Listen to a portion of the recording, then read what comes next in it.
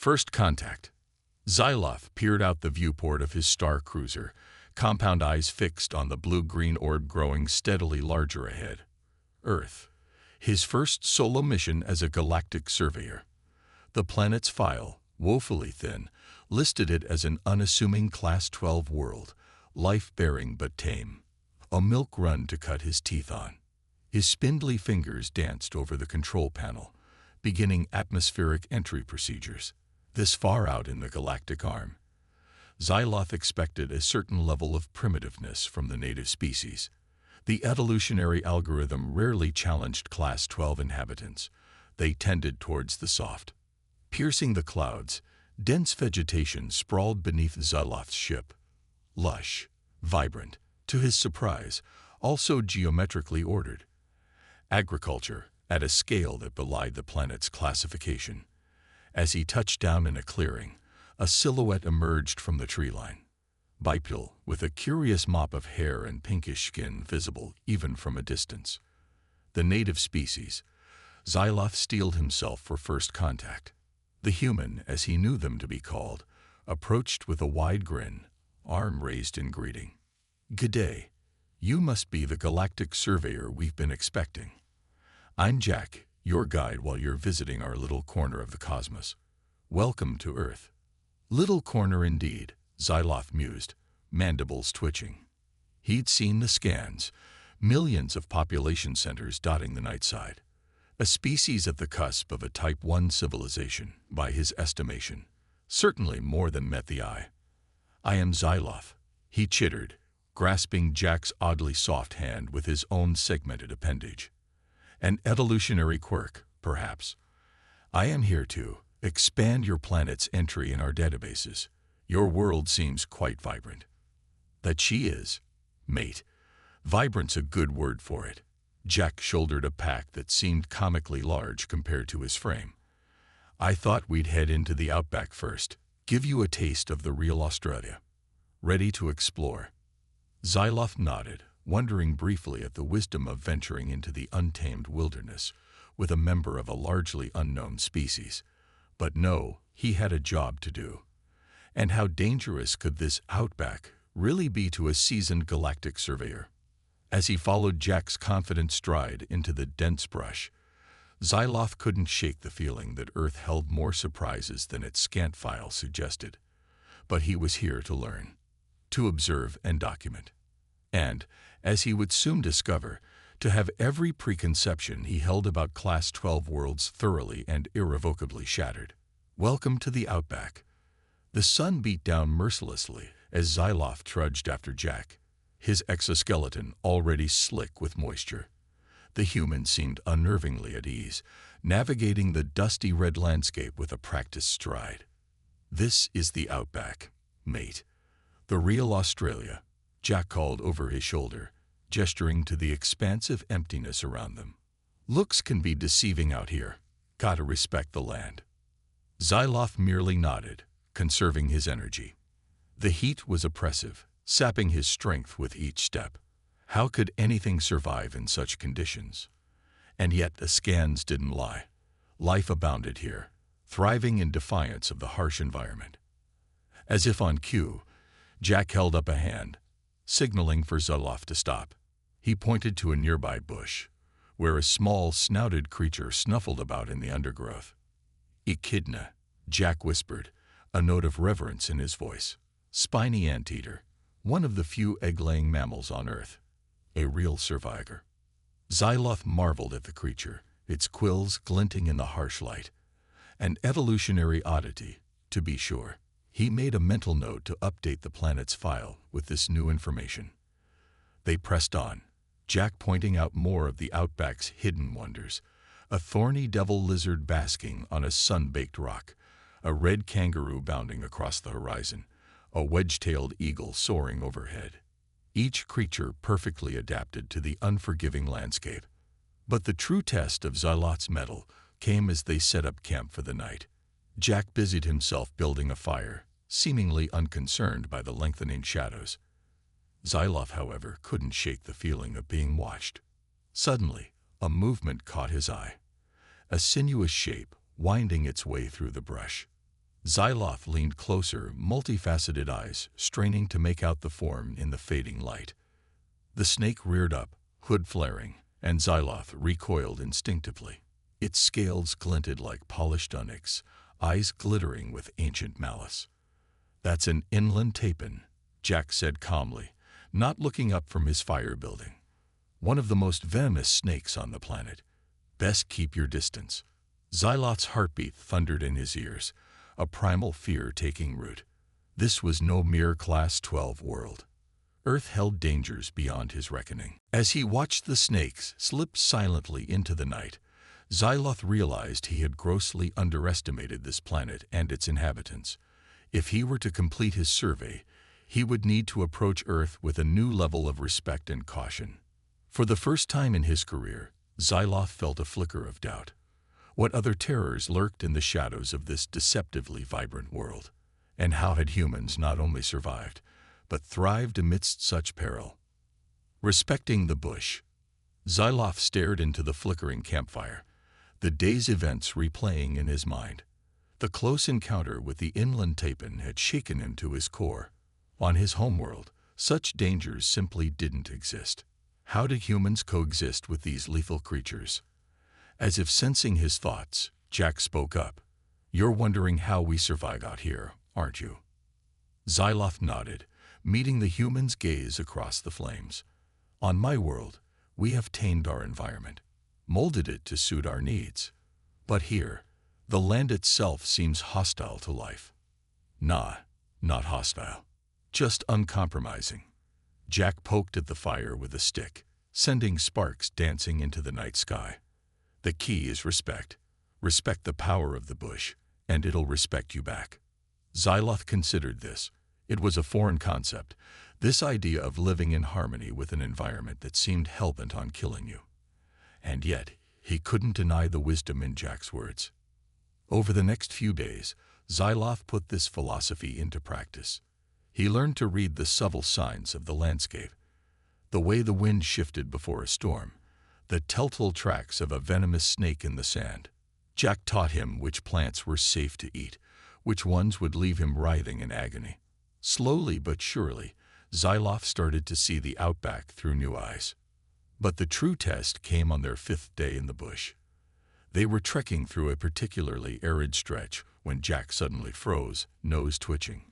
"Smoke," he said, voice tight with tension. "There's a fire coming." Xyloth felt a prickle of fear. He knew of wildfires, of course. They were a common enough occurrence on Class 12 worlds, but he'd never been caught in one before. Jack, however, sprang into action. "We need to find shelter, a clearing or a body of water." They set off at a sprint, the scent of smoke growing stronger with each passing minute. Embers drifted on the wind, the air shimmering with heat.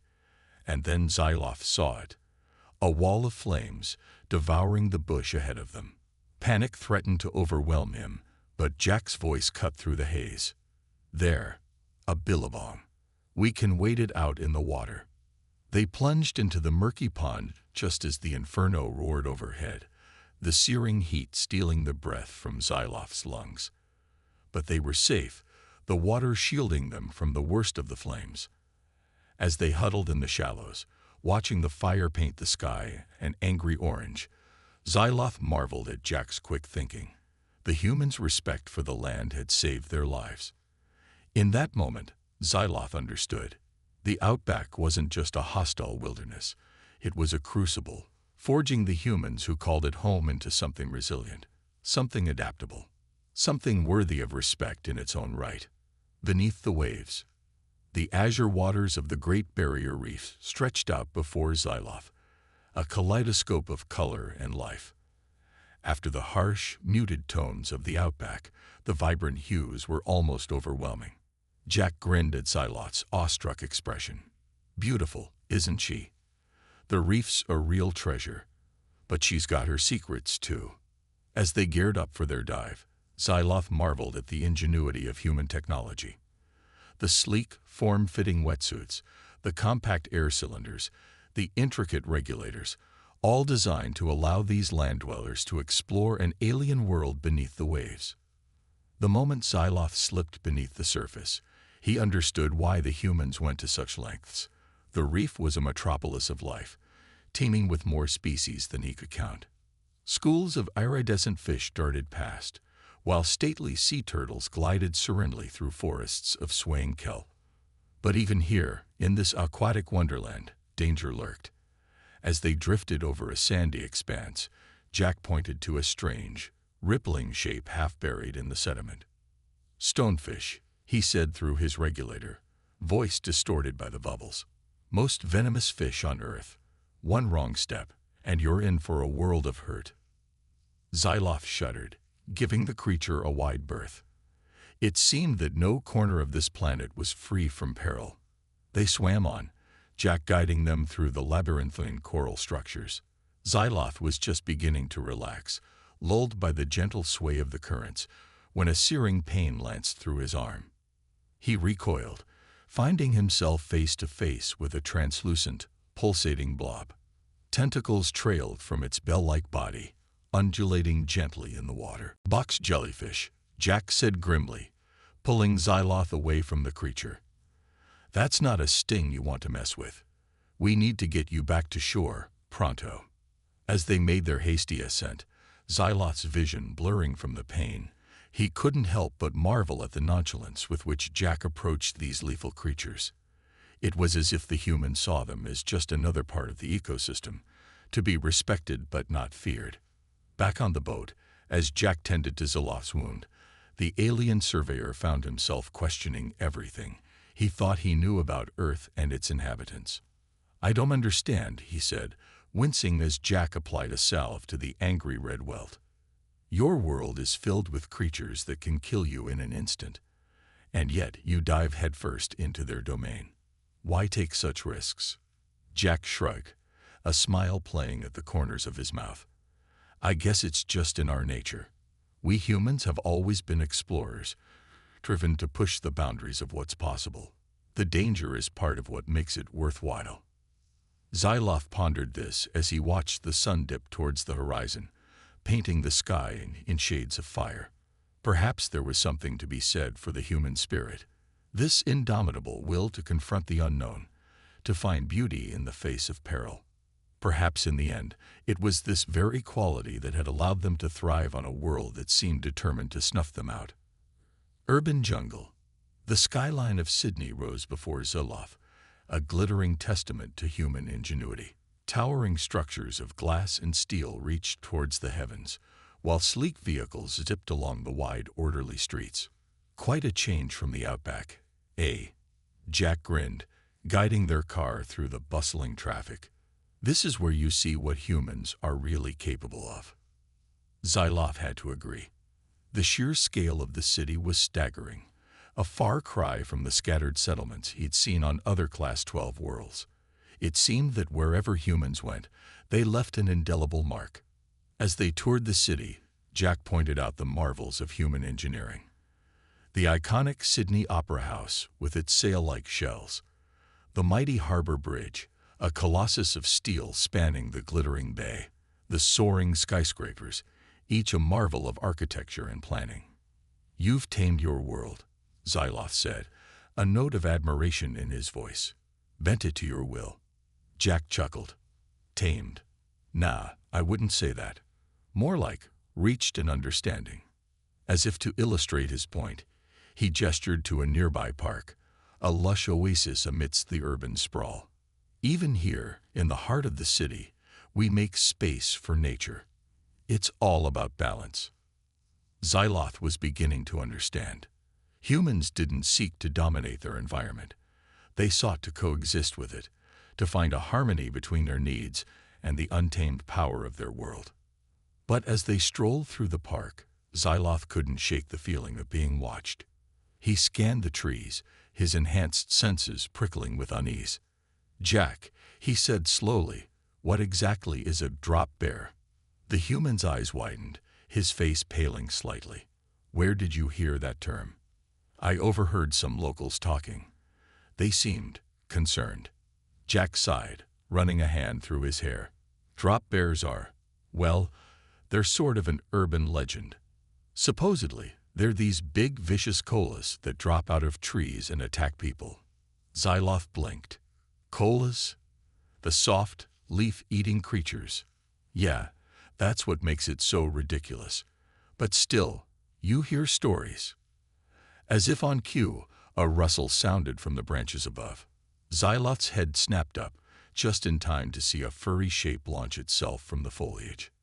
He reacted on instinct, shoving Jack out of the way as the creature landed where the human had been standing a heartbeat before. It was indeed a koala, but larger than any Xyloth had seen, with wickedly curved claws and a snarl on its usually placid face. The creature lunged, but Xyloth was faster. His Sinotool flashed, a plasma burst sending the koala fleeing back into the trees with a yelp. Jack stared, mouth agape. That was a drop bear. A real, honest-to-goodness drop bear. Xyloth helped him to his feet, scanning the trees for any further threats. It seems that even in your cities, danger is never far away. Jack laughed, a slightly hysterical edge to his voice. Mate, if there's one thing I've learned, it's that Australia always has another surprise up her sleeve. As they hurried out of the park, Xyloth couldn't help but agree. Earth was a world of contradictions, a place of great beauty and great peril, where even the most innocuous creatures could harbor hidden threats. And yet, as he looked at the city around him, at the marvels wrought by human hands, he couldn't help but feel a glimmer of admiration. Against all odds, these remarkable beings had carved out a place for themselves on this unforgiving world. They had looked into the maw of the beast and refused to blink. Farewell to a death world. Xyloth stood before his star cruiser, his mission on Earth drawing to a close. The past weeks had been a whirlwind of discovery, a journey that had taken him from the scorching heart of the outback to the teeming depths of the Great Barrier Reef, from the untamed wilderness to the gleaming spires of human cities. Jack stood beside him, a wry grin on his weathered face. So, what's the verdict? Is Earth a death world after all? Xyloth paused, considering his answer. When he'd first arrived, he'd been prepared to write off this planet as just another Class 12 backwater, a savage world full of lethal creatures and inhospitable environments. But now, no, he said slowly. No, I don't think it is. A death world implies a place inimical to life, a world where survival is the exception rather than the rule. But everywhere I've gone on this planet, I've seen life thriving, adapting, finding a way to persist against all odds. He gestured to the landscape around them, the red earth and hardy scrub of the outback. Take this place. At first glance, it seems hostile, even cruel. But look closer, and you see the beauty in its harshness, the resilience of the creatures that call it home. Jack nodded, a glimmer of pride in his eyes. That's the thing about Australia. She doesn't make it easy, but she makes it worth it. Xyloth thought back to the wonders he'd witnessed, the ancient majesty of Uluru, the colorful spectacle of the reef, the pulse and hum of human cities. But more than that, he thought of the people he'd met, the indomitable spirit that seemed to define them. I came here expecting to find a world of danger and brutality, he said. And don't get me wrong, I found plenty of that. But what I didn't expect was the sheer tenacity of the human race. You've taken everything this planet has thrown at you, and not only survived but thrived. Jack clapped him on the shoulder, a gesture of camaraderie that would have been unthinkable when Xyloth first arrived. That's the human way, mate. We're stubborn like that. As he prepared to board his ship, Xyloth took one last look at the rugged landscape, the endless blue sky. He knew he would never forget this world, or the lessons it had taught him. Farewell, Earth, he murmured, and thank you for showing me the true meaning of resilience, of adaptability, for proving that even on the harshest of worlds, life finds a way. With a final nod to Jack, Xyloth stepped into his ship. As he rose into the sky, the red earth falling away beneath him, he knew he would carry a piece of this world with him forever. A reminder that even in the face of the greatest challenges, the most daunting odds, there was always hope. that the spirit of humanity, the spirit of endurance and defiance, and sheer bloody-minded determination could never be extinguished. That even on a death world, life would always find a way to bloom.